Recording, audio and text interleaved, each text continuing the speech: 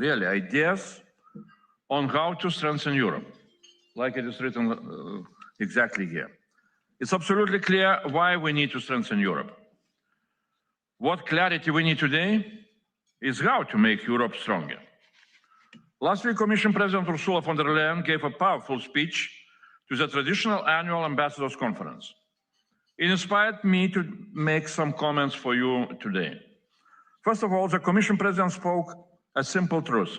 I quote, "Europe can no longer be a custodian for the old world order, for a world that has gone and will not return." End of quote. We cannot face today's challenges with yesterday's solutions. That is why we need change. Only change can make us strong.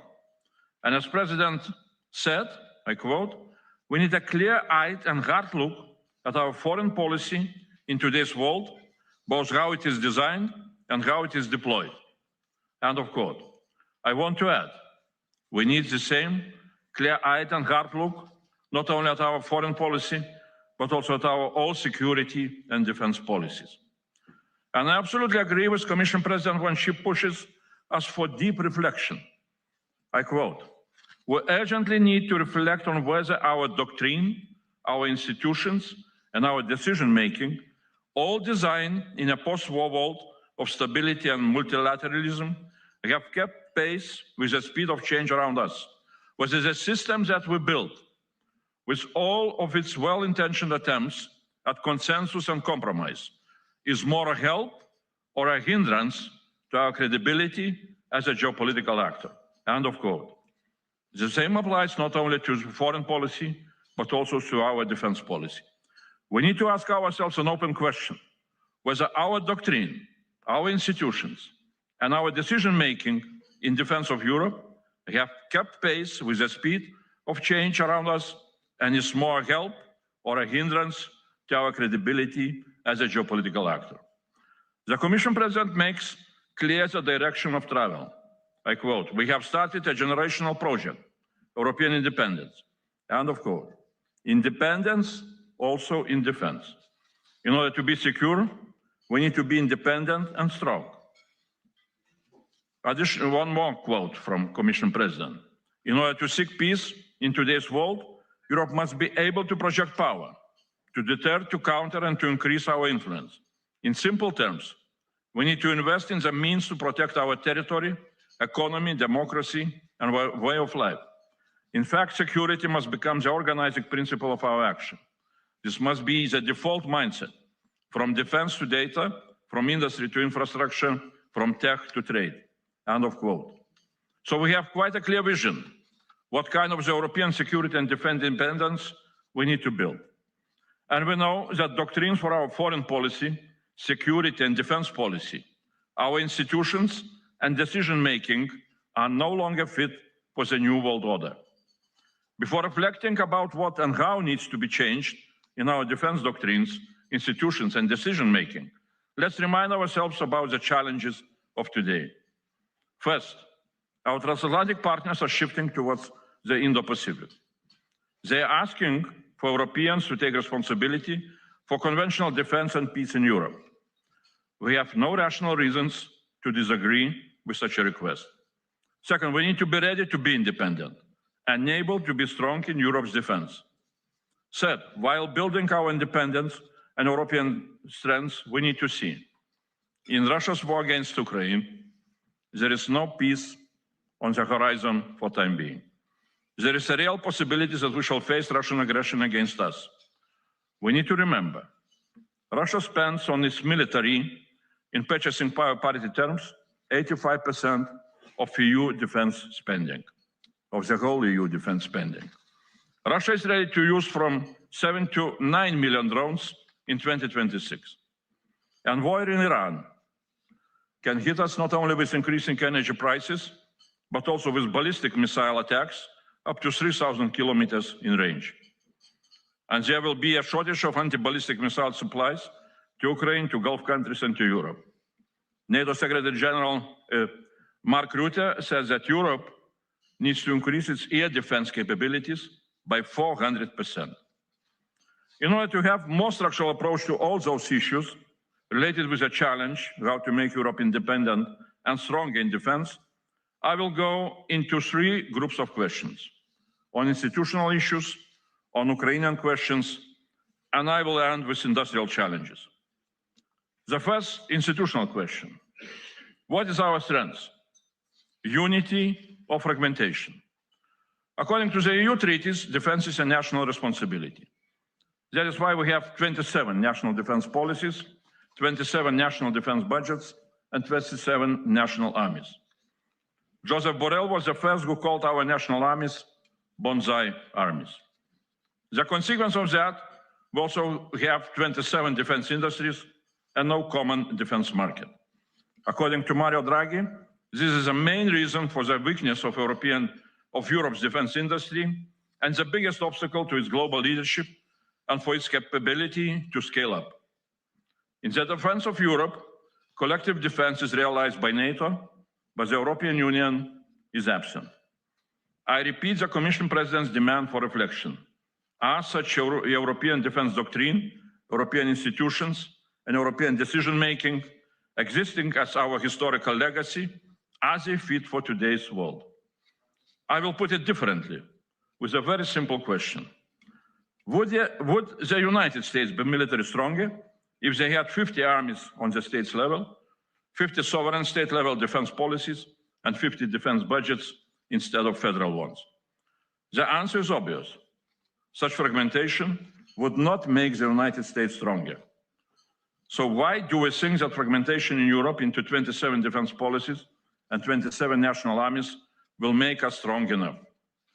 Article 42.2 of the Treaty of European Union demands from member states the progressive framing of a common union defense policy, which will lead to a common defense. That is the quote directly from the treaty. So it is a treaty obligation for member states to seek common defense. Very concretely, that means we must seek a different defense doctrine, different institutions, different decision-making from what we have today. If we don't do that now, before a possible Russian aggression, when will we? Only when the aggression hits us? Or maybe only after? Or never? Why don't we listen to the people? According to opinion poll last year, around 70% of the citizens in Spain, Belgium, and Germany prefer defense of their country by European defense, including an European army, instead of defense by a national army, 10%, or NATO, 12%. By making European defense stronger and more independent, we shall make the European pillar of NATO stronger, which at the moment is losing the trust of European citizens. And we shall make NATO stronger. Leaders of Europe, Ursula von der Leyen, Friedrich Merz, Emmanuel Macron, Keir Starmer, all of them were speaking about the European pillar of NATO during the Munich conference. Chancellor Friedrich Merz was even more specific. I quote, Article 42 of the Treaty on European Union will undertake to aid and assist one another in the case of armed aggression in Europe. We now need to spell out how we are going to organize this at European level, not as a substitute for NATO, but rather as a strong, self-sustaining pillar within the alliance. End of quote. Europeanization of NATO on the European continent also will demand to be less dependent on American resources. That is why we need European strategic enablers in order to replace American ones, and an European rapid reaction force, a European army, to replace a 100,000 strong American rapid reaction force in Europe. And finally, if defense policies in Europe stay fragmented, our defense industries in Europe will remain fragmented and will become even more fragmented with larger national defense spending. If we continue with the same institutional defense policy, we will also continue with the same industrial duplications, fragmentation, lack of standardization, and lack of harmonization. And we will have very few capabilities to build pan-European defense projects which demand unity and political will to overcome fragmentation. And ultimately, we will not be able to achieve our defense independence and our defense readiness. Now, a few Ukrainian questions.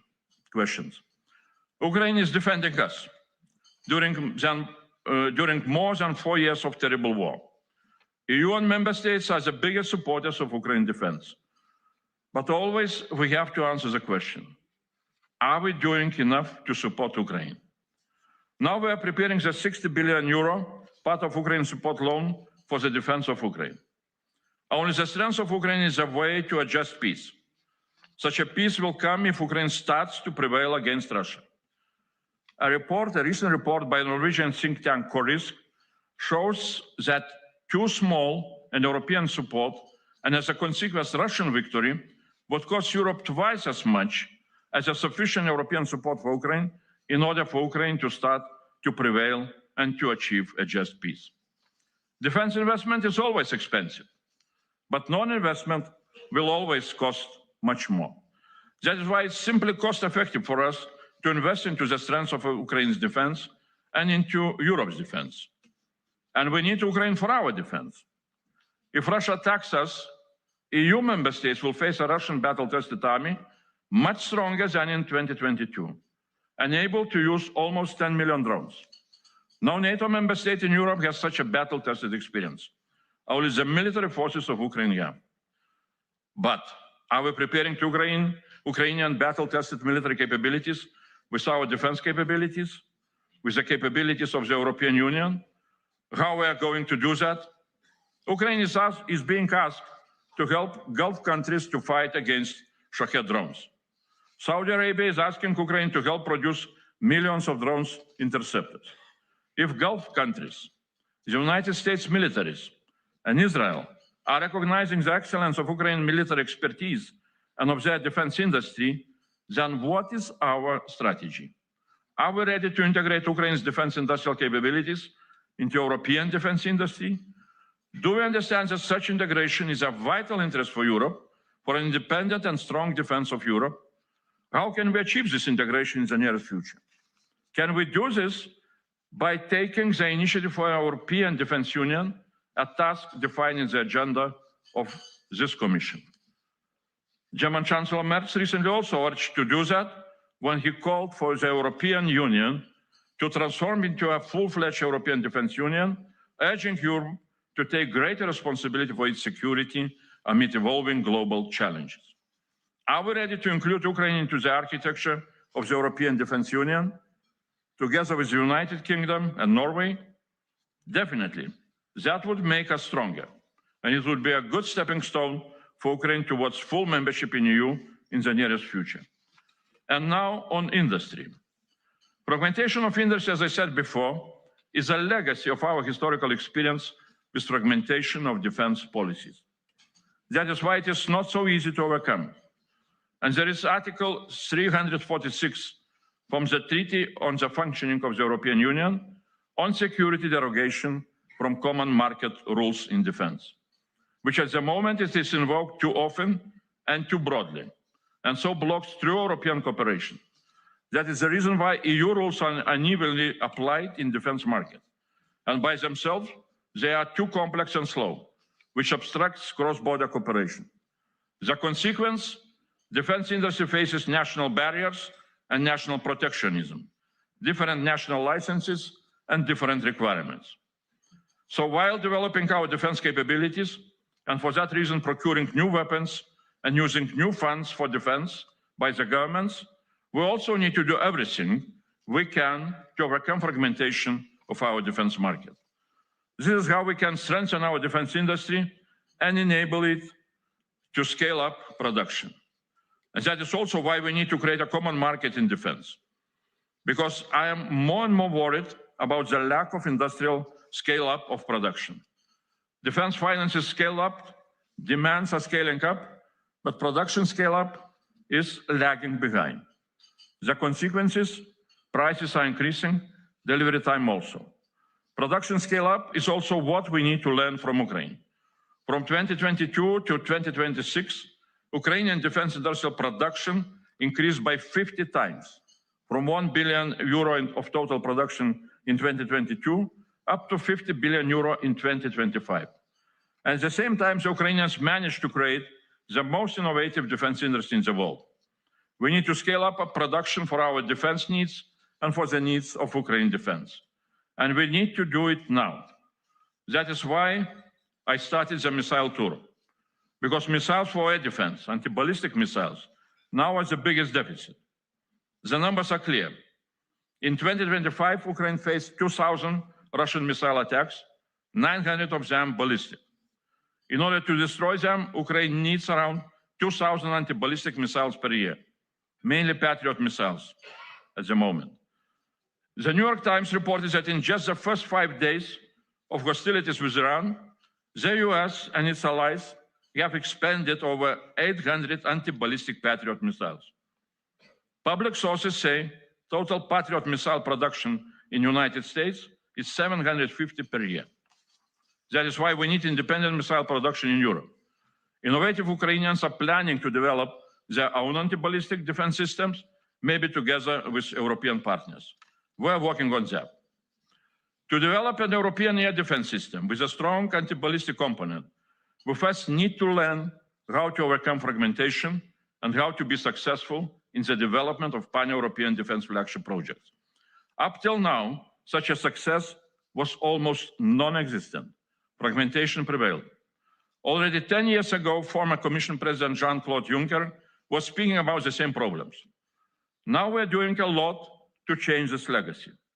We're creating new instruments to assist member states to learn how to do defense together through joint procurement or joint development of weapon systems. And today, on this very day, March 16, member states need to notify us, Commission, about their interest to develop pan-European defense project of common interest, so-called EDPCIs, which will be approved by the Council and supported by EU funds. Ukraine will also be able to participate. That is how, step by step, we are learning to be more united. And at the end, about decision-making. We must be ambitious for our defense on defragmentation, on scale, on speed. But if we want speed on industry side, we also need speed on the policy side. We cannot endlessly discuss and negotiate, for example, the defense simplification omnibus or other defense proposals for almost a year. We cannot afford to water them down. If we are ambitious about defense, we need to show ambitious speed and scale in our political decisions, not only in the Commission, but also in the Council and also in the European Parliament. Ukrainians are showing us an example of industrial ambition, speed and scale, and of the speed of political decisions, because they are at war. We are not at peace either. But by continuing traditional, slow, peacetime decision-making, it looks as if we are still dreaming that peace in Europe is eternal. We need to radically change this attitude. We need to awake from this dream to prevent the nightmare of war. That is why we need to understand that our defense doctrines, institutions, and decision-making are no longer fit for the challenging reality of today. And we need to change if we really want to be independent and strong. For the last 10 years, we have repeated the same arguments and the same recipes of what to do with our defense, with the doctrines, institutions, and decision-making. But nothing has happened. Why not? In part, the answer for me personally is clear. There is no effective platform for unified political leadership that allows for discussions and strategic decisions on reforms in European defense. Strategic change in our defense is a task, first of all, for member states. But sometimes a bottom-up approach is not enough. Big reforms demand strong collective top-down leadership. That is why in the last weeks and months I have said, if we now really want to stop repeating the mistakes of the past, if we really want to do better, we need first of all to create such a platform for collective top-down leadership, an European Security Council. But that is a topic for another conversation. Thanks a lot.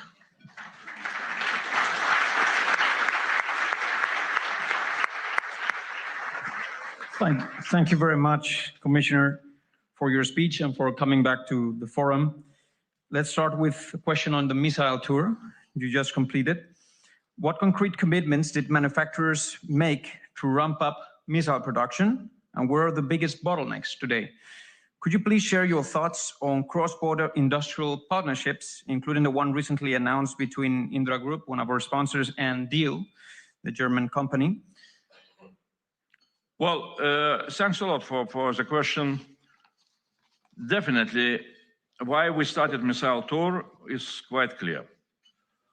Especially when we got the responsibility to prepare, my team, to prepare so-called Ukraine's support loan, 60 billion for defense, it goes through us.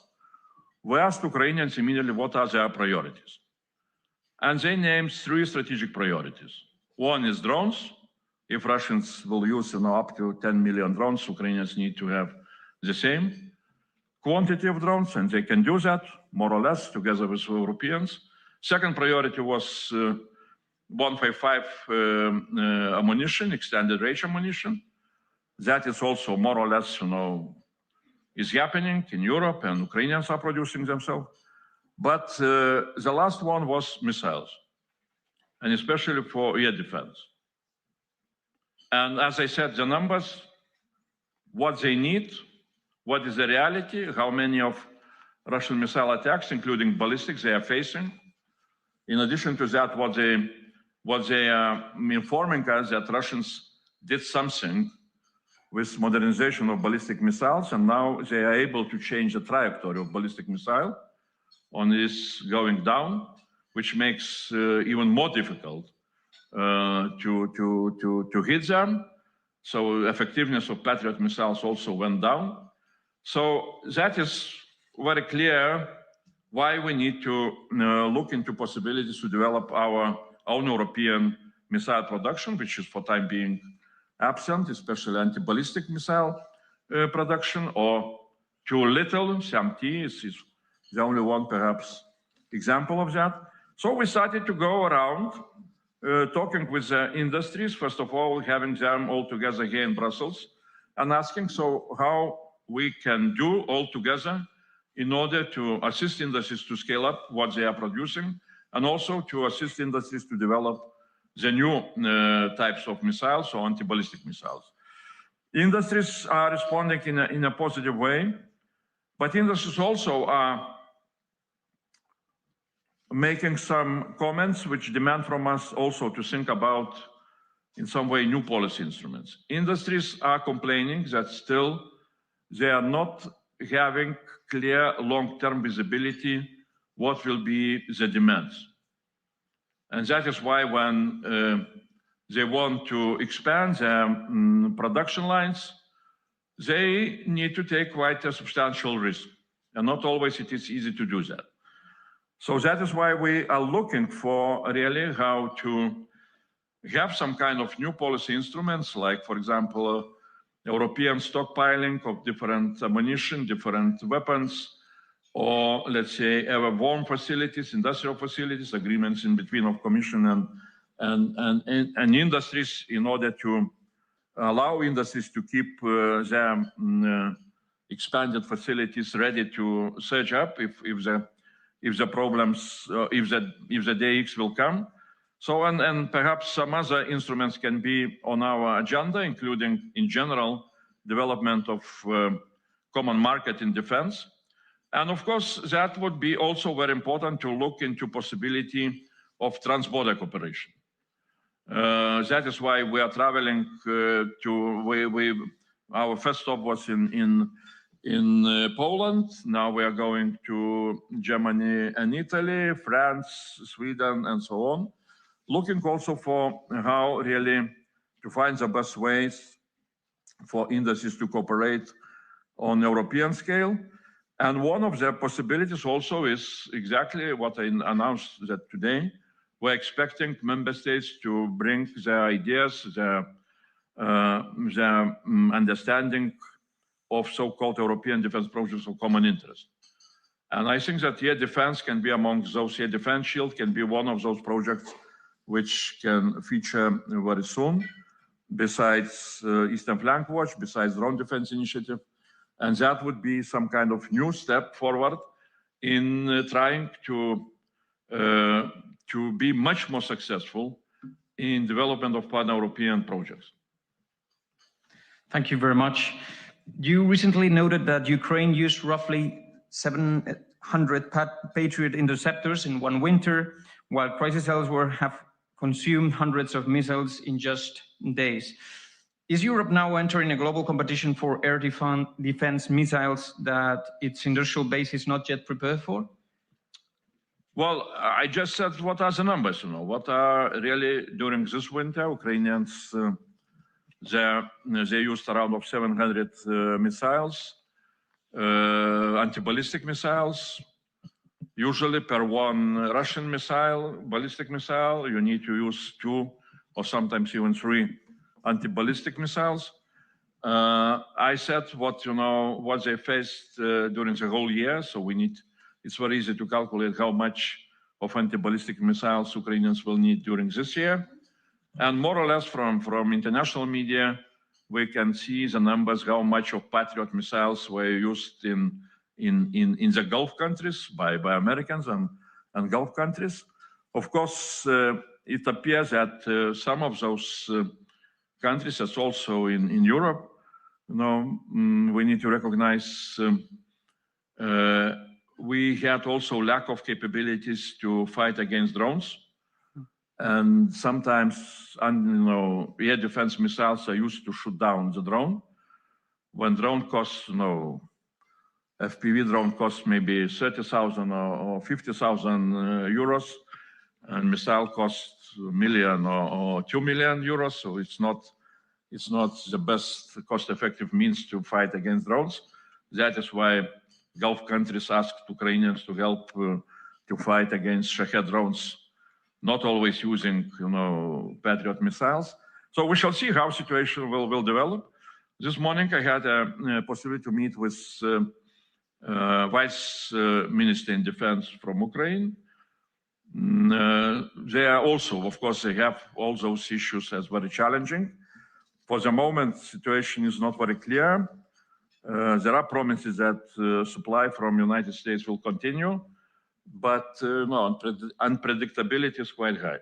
So that is why really whatever will come, how that situation now will develop, definitely it's an urgency, but it would be a mistake if we would not start serious projects on European soil to develop our own missiles, hoping that, Americans again will resolve that issue of today. We need to build our own capacities. Thank you. Thank you very much. Now that you mentioned your meeting with the Vice Minister of Ukraine, there's a related question.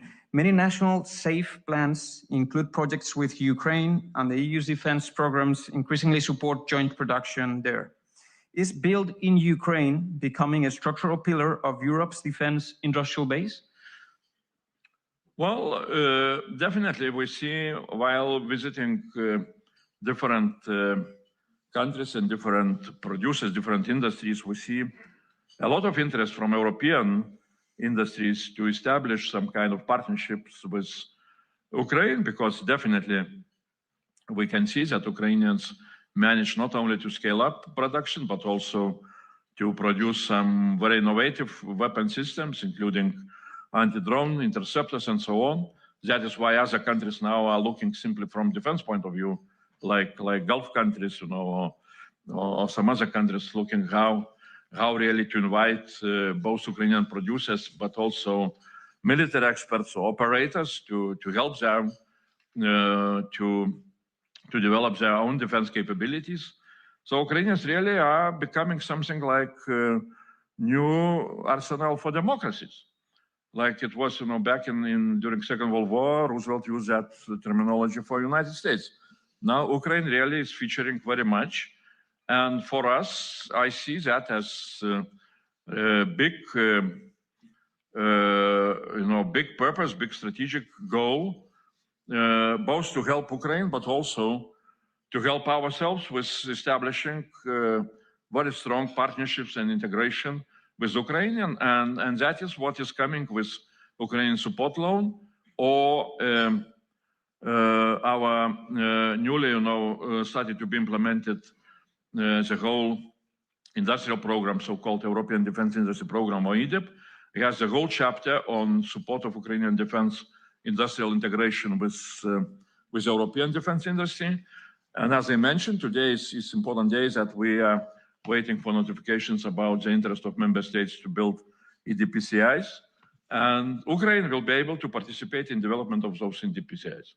And especially when I'm talking about, for example, Eastern Flank Watch or drone defense initiative, in my view, if I would be able to convince everybody around, I would take Ukrainians, as some kind of leading partner in that development. Because what is important for us to understand, and those who had a chance to visit Ukraine, perhaps you learned also, that in defense against drones, it's very important not just to learn how to produce drone. Our engineers are good and can produce. But to learn from Ukraine, we need how to build the whole ecosystem. Because drones, especially FPV drones, or those kamikaze drones, in 2 months' time, they are becoming obsolete because adversary Russians are learning how to jam them, how to destroy them. Ukrainians are doing the same with Russian drones. But it means that you need to be in a permanent cycle of innovation, very dynamic, both finding technological solutions, also making procurement totally different from what we have, and things like that. So that is, my message is very simple. It's much more difficult to learn exactly this ecosystem than to learn how to produce a drone. And we would make a big mistake if we would not take this advantage of being, close to Ukraine, being Ukrainian partners, being bigger supporters, if we would not learn from them as much as we need to learn. Thank you. There are many, many questions, Commissioner. If you could make the answers shorter, it would be great. Thank you. Much appreciated. Thank you very much. For politicians, impossible, but okay, let's try. Let me broaden this slightly and discuss fostering strong industrial players. There's a question from Max Canovas of H Advisors, Acento. The European Union is mobilizing unprecedented financial instruments to strengthen its defensive capabilities and industrial base while reducing fragmentation across the sector. In this context, how important is it for member states to foster strong industrial players in defense that can act as engines of innovation, investment, and industrial cooperation across Europe? Well, I am in favor of really Europeans being able either to merge or really to expand their industries up to the global level. Again, this is a message from Mario Draghi, that since our defense markets are so much fragmented, our industries are not able to use the big size of European market in order to develop their global competitiveness. And that is why we are in some way, we are not able to compete with big American companies or even Chinese companies. I remember from Draghi report, the first European company which is appearing in this, the list of big global companies was Leonardo, being number 13. So it's good that, at least number 13, not number 25. But why not, number 2 or number 1? That's the question. So exactly next week, this week, it runs so fast. In the Commission, the College, we shall discuss the needed changes in so-called rules of mergers, how Commission is evaluating. And in my view, really, I would be supportive for if there is a need of change to have such a change which will allow our companies to grow up and whatever, either do they need the merger or in some other ways, but really not to be afraid of our companies becoming big and able really to compete in a global market. Thank you. Thank you very much. There's precisely another question on that from Isabel Iglesias of COE, the Spanish Confederation of Enterprises.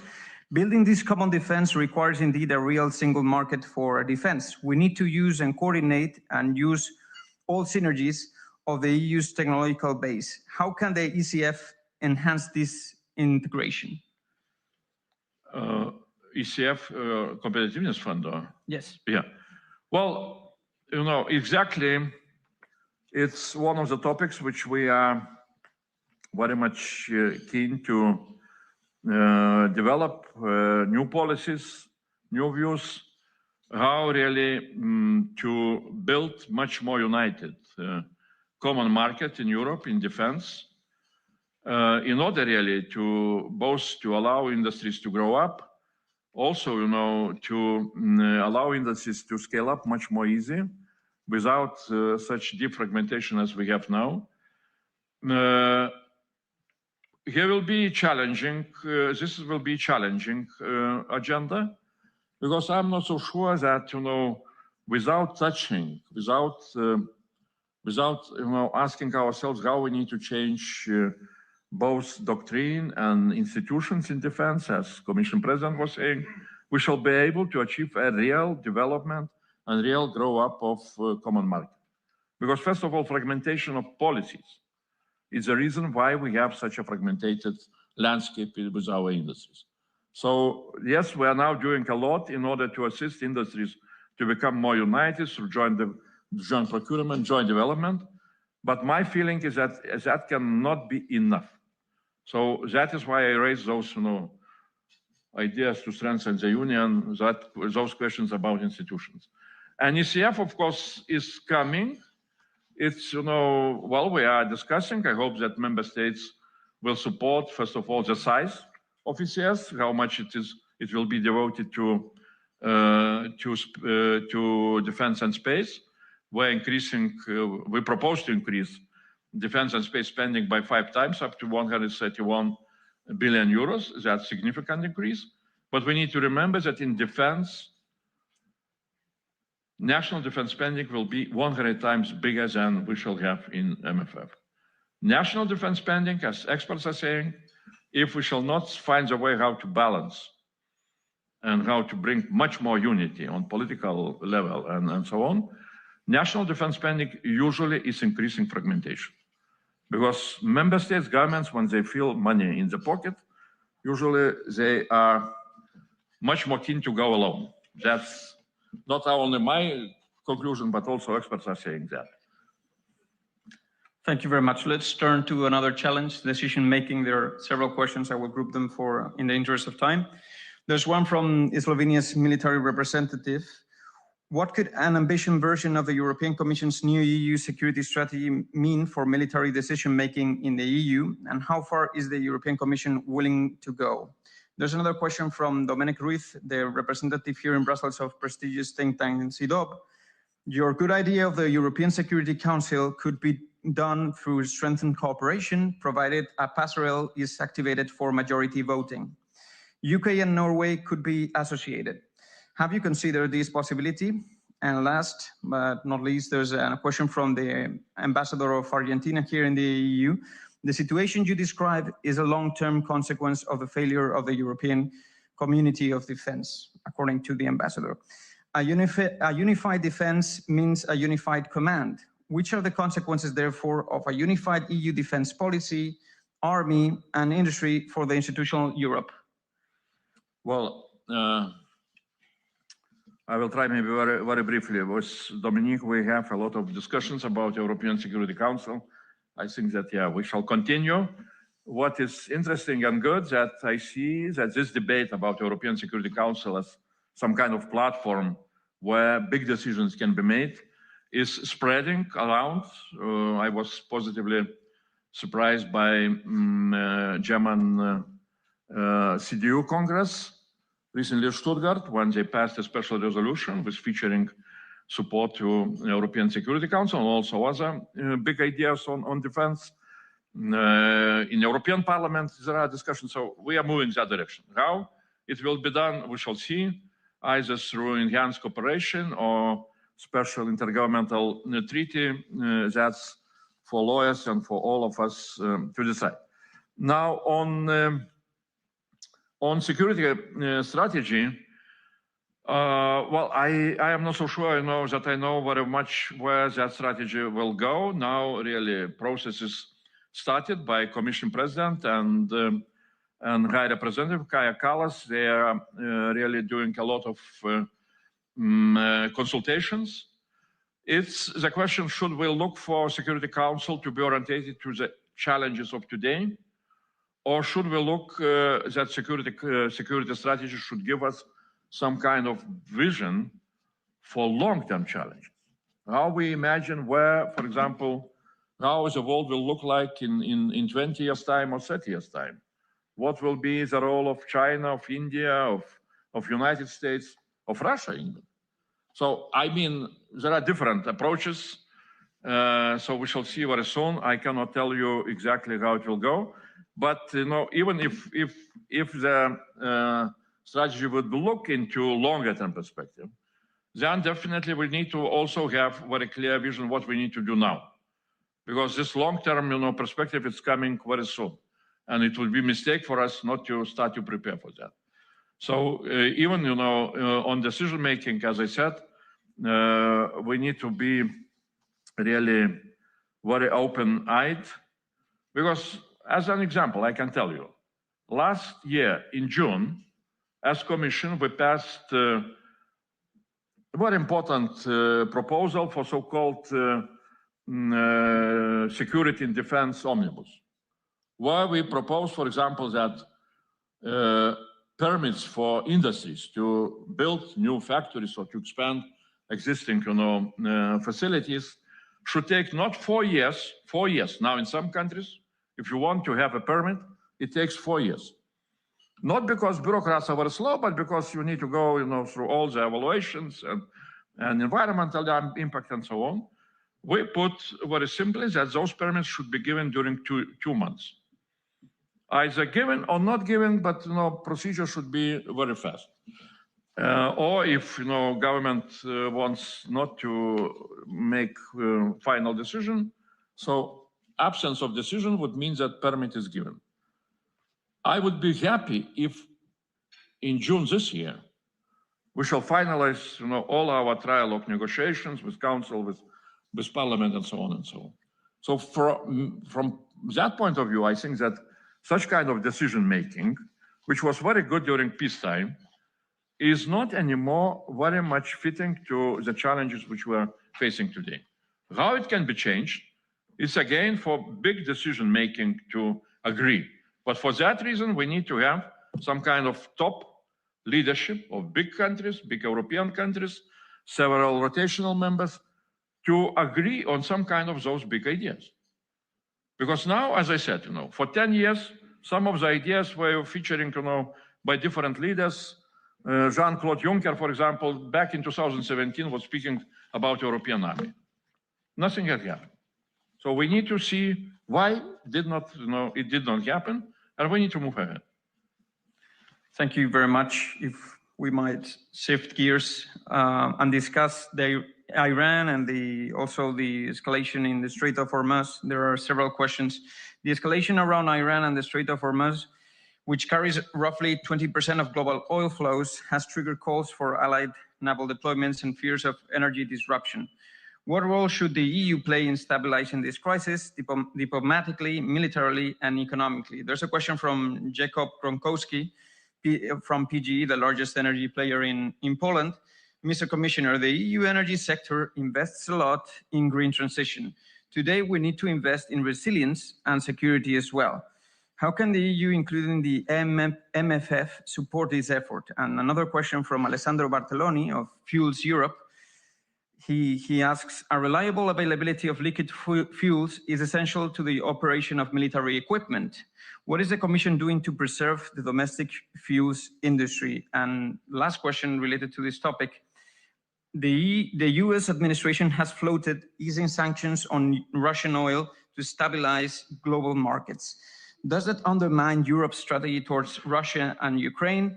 And how should the EU respond? Well, maybe I will start from the final. Definitely, you know, decision to relieve sanctions on Russia is not what we are happy about. And that was said very clearly by different leaders of European Union. And that is what at the moment we can say about that. Now, security of energy or resilience of energy infrastructure, that is definitely an issue, because we have seen in Ukraine, especially during last winter, how this new warfare doctrines, how they are moving, where they are moving. And Russians, of course, during this winter targeted especially energy infrastructure. So that is why some countries came with an initiative to asking us to develop instruments, how we can, on EU level, to find a way to strengthen resilience of our energy systems. And as I know, some proposals about financial investment into that, maybe more from the next MFF, that was agreed. So definitely we need to look into protection of this very important energy infrastructure as one of the crucial topics. And we cannot allow ourselves to face some kind of the same dramas what Ukrainians were facing during this year. Now, in general, on prices of oil and gas after Iran war started, that was our biggest concern. And the Commission had several of our internal meetings on those topics, looking, line by line, what is happening, how we can predict what will come. Europe is maybe in a more safe situation than it was several years ago. We're really less dependent on oil and gas from Gulf countries. We are, less dependent, of course, also on Russian oil and gas, except several countries. So we have, here we can just be ready to prepare ourselves for whatever, can come. And of course, to invest into longer term perspective, to be much more independent in our energy system with renewables and things like that. And on national industries, I cannot tell anything very special. Definitely it's for all the member states to take care about their national industries, how to support them in energy field. But times, I cannot promise you that the times will be very easy looking into the nearest future. Thank you very much. Your Commissioner for Defense, but also for Space. If you don't mind, we can discuss a bit this second area of your portfolio. The Commission's European Space Shield Action Plan is expected in the coming months. What concrete capabilities should Europeans expect first? Space domain awareness, secure communications, or protection against anti-satellite threats? And there's a question from Theophan Hartmann of Euractiv. Do you fear the German low Earth orbit satellite military constellation might further postpone the build-out of EU's Ares Square?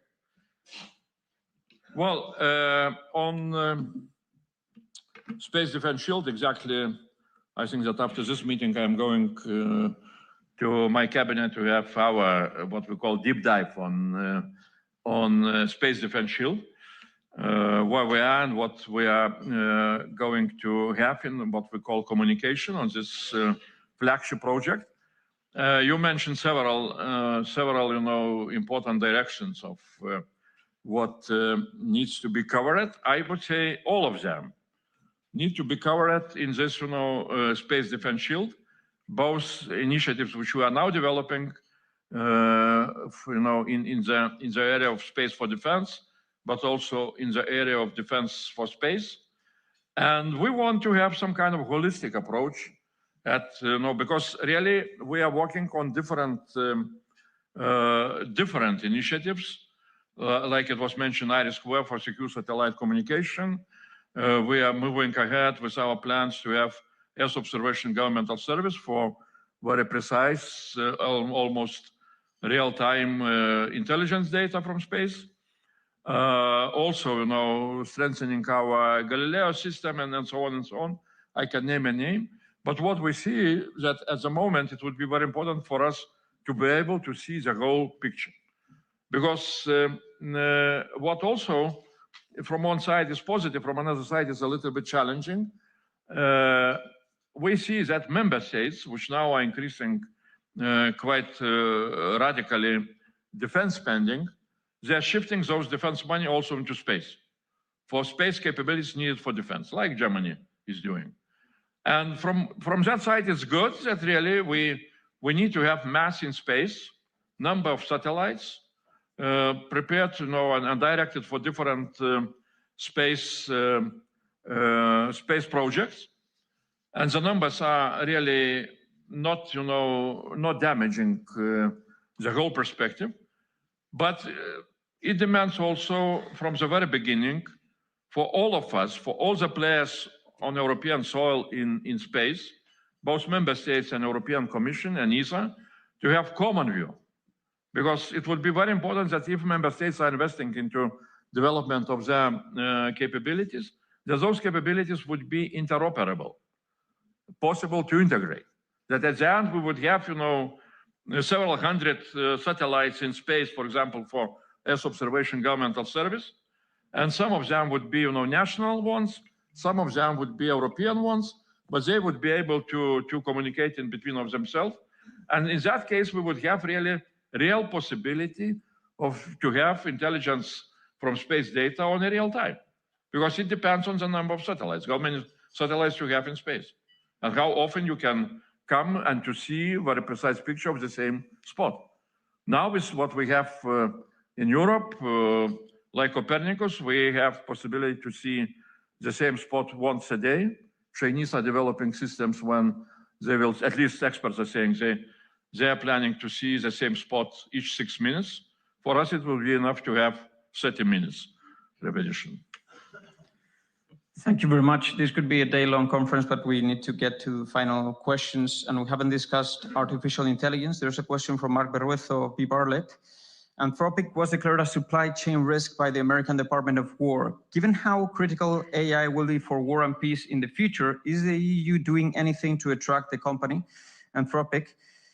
Given that, according to Mark, we don't have any AI European champion, and if I may add, how can the EU ensure that AI is sufficiently developed also here, homegrown artificial intelligence, to counter hybrid threats? Well, AI, it's not my portfolio directly, but definitely we understand how much, AI is important for modern defense technologies. And we are ready really to support all the possible developments, including attracting companies from abroad. And even if Americans would look for possibility to come and to become a European company, we would be not against that. Now, really, we are spending quite a lot of different financial resources from EU in development of our AI capabilities, and I think that we shall be really gearing up. Maybe that is European feature, that usually we start slow, but then we can show really high quality of our technological developments. Again, I would remind, for example, Galileo. Galileo was started, something like several years after GPS was established for navigation in United States. And yes, we were late, but now Galileo is 3 times more precise than GPS. So technologically, we are very much advanced.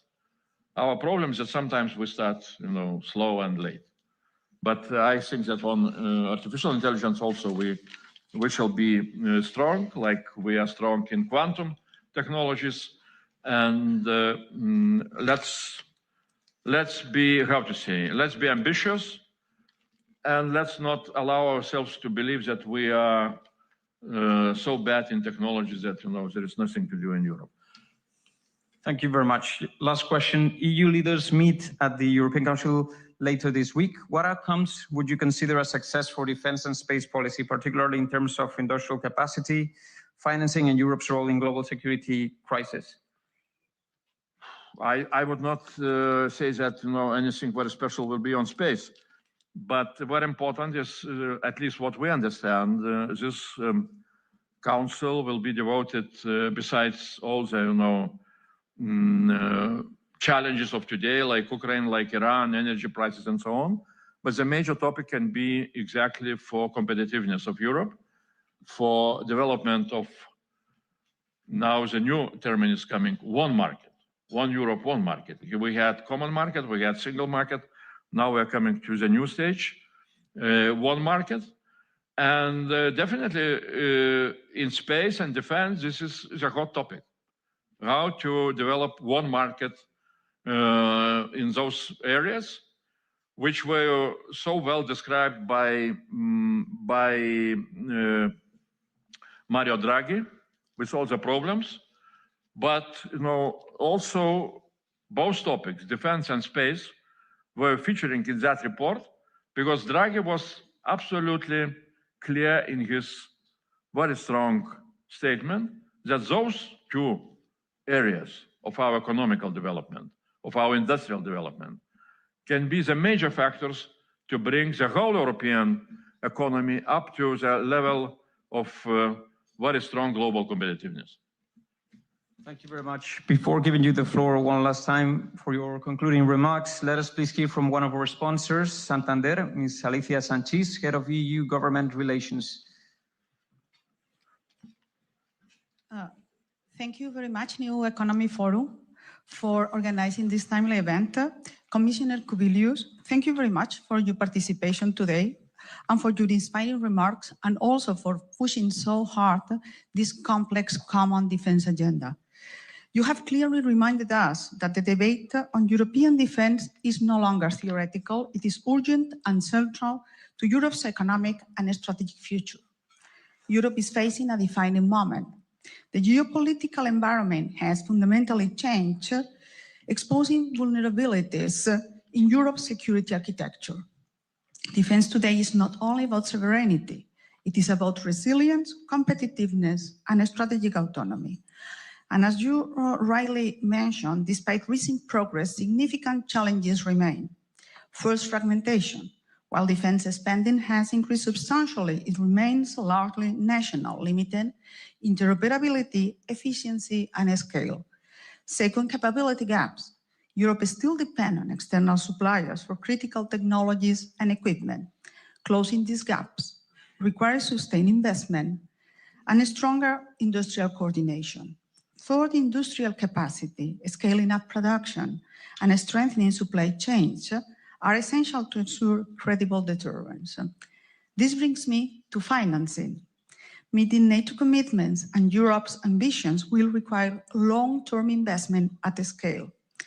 Public budgets alone will not be sufficient. Mobilizing private capital within a clear and predictable regulatory framework is therefore essential. The financial sector has a key role to play. At Banco Santander, we believe security and economic prosperity go hand in hand. A secure Europe is fundamental for sustainable growth.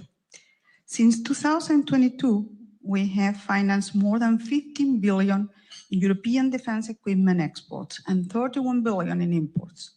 This has been supported by a strategic decision to step up our activity in the sector and by adopting a broader lending policy. At Santander, we work with leading European defense companies, and we are expanding our expertise and coverage across markets. But Europe's security will not be secured by large defense companies alone. It will depend on thousands of small and medium-sized enterprises across the defense supply chain. These companies rely on banks for their financing. If these companies cannot access capital quickly and at the scale, Europe's defense capacity will not expand at the pace required. We also see opportunities in this transformation. Defense investment can catalyze innovation in dual-use technologies while supporting skill employment and supply chain resilience across Europe. To unlock this potential, regulatory clarity and coordination between policymakers, industry, and finance are essential. Europe has the talent, the industrial base, and the financial capacity to close its defense gap. What we need now is alignment and sustained commitment. Commissioner, as you rightly highlighted, this is a collective responsibility. At Banco Santander, we stand ready to play our part responsibly and with long-term commitment in supporting Europe's security, resilience, and strategic autonomy. Because investing in defense ultimately means investing in the protection of our values, of our economy, and our future. Thank you very much.